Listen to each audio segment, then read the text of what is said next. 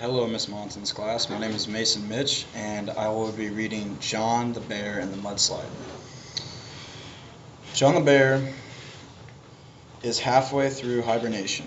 When John hears something, he gets up to see what it is. It's a mudslide. Run! He runs as fast as he can, but he got caught in the mudslide. He got knocked out. 3 hours later, he wakes up. He is lost miles away from home. He is by a river. He catches 3 fish for dinner. He sleeps by the river.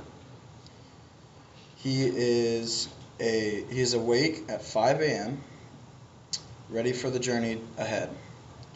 But first is breakfast. John catches 5 fish. He is now ready for a big adventure. He is happy. He sees his favorite flower.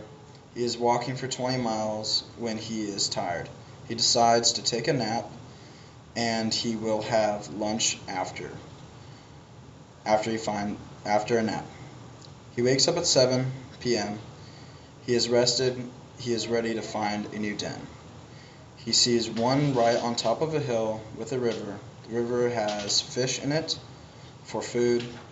At last he finds a new home now. He can hibernate. Whoa. And I will be reading my revised version of John the Bear and the Mudslide. And here's some artwork I've created. You can see there's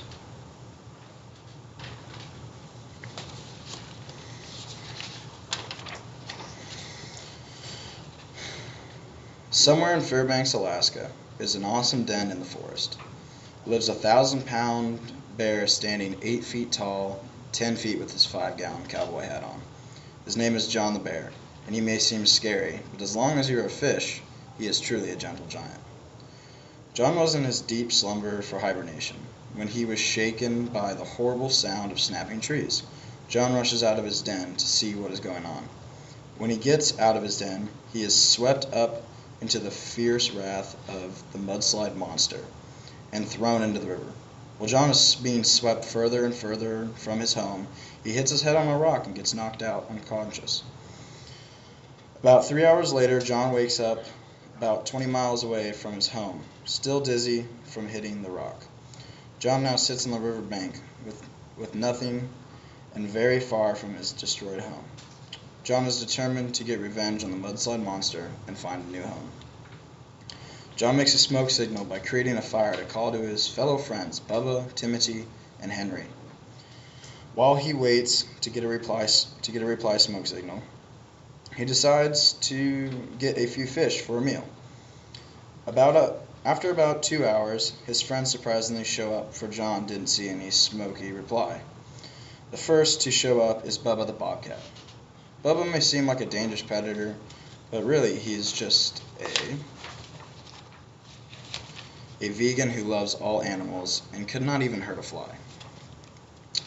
He is John's best friend. Shortly after Bubba comes, Timothy the owl shows up. Timothy is a very snarky and sarcastic owl. When he shows up, he begins to make fun of John, like, "Hey there, John, you look pretty washed up." Finally, Henry the wiener dog shows up with a few of his other household pets from his gang. Henry is a mean little thing standing at 10 inches tall and weighing in at a massive 17 pounds. Don't let his size fool you, because he is a scrappy little guy. John tells them why he has called them all here. "I was attacked by a mudslide monster." Henry asked who the guy was because he wanted a piece of him. John says the mudslide monster is a 5-mile-wide mudslide with rocks and trees and a whole lot of mud. He loves to destroy because that is what he's best at, and he is very evil. He is very well known for his work in Oso. Henry says he knows just who to call to get back at this mudslide monster. Henry takes off and comes back with a few of his beaver friends.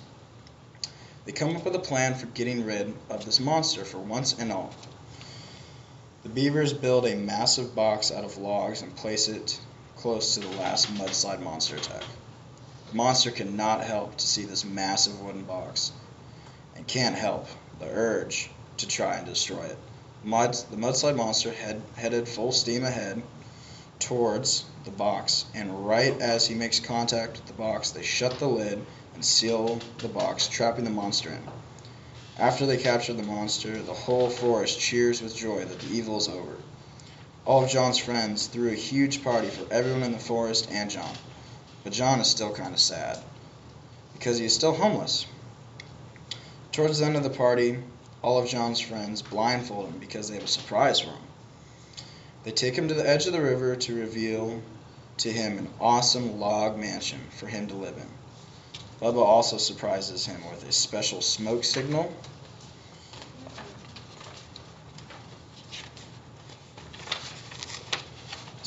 pit, and a brand new fishing pole to catch all the fish. Now John can live in peace again because he now has everything he needs, a new home and a whole lot of fish. John also now has everything he needs to be happy. John has one more fish dinner, then goes back to his hibernation. Thank you very much.